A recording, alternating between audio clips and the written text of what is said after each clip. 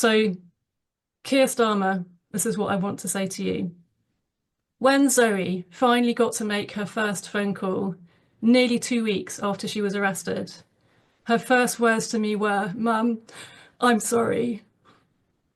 I'm so sorry for putting you through all of this." And I said, "You have absolutely nothing to be sorry for.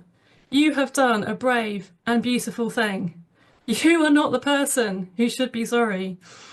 And one of the people who should be saying sorry is you, Kier Starmer. It is 100% because of your inaction that Zoe took action.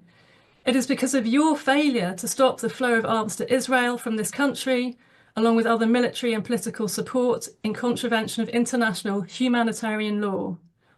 It is because of your failure to listen to the millions of people who took to the streets, including my daughter, calling on you to stop supporting a genocide.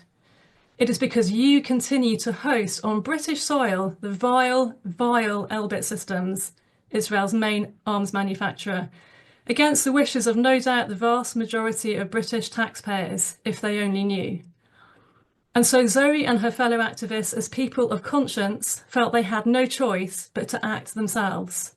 They got to the point where they could no longer sit back and watch another child being killed, knowing their country was complicit in this slaughter. And so, Kier Starmer, they chose to throw themselves bodily into the cogs of your war machine at massive personal cost.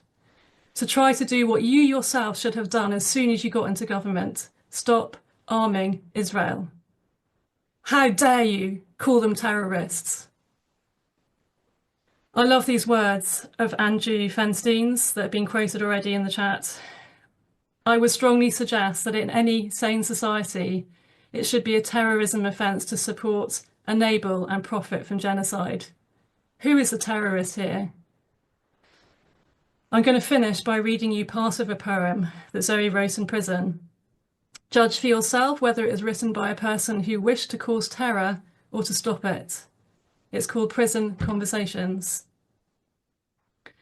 When they ask why I did it, I tell them about the children, how their childhood is stolen from them, how their skeletons are left charred and smoking, how easily their bodies are crushed by falling buildings, how their skin melts as their flaming tents collapse around them.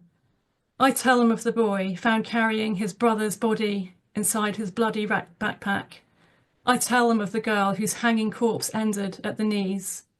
I tell them of the father holding up his headless toddler. And I say, I cannot stand for this. It can go on no longer.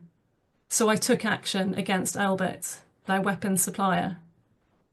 But I never forget to say that it was love, not hate, that called me.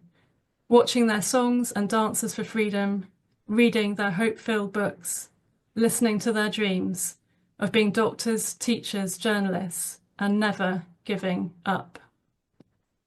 Thank you.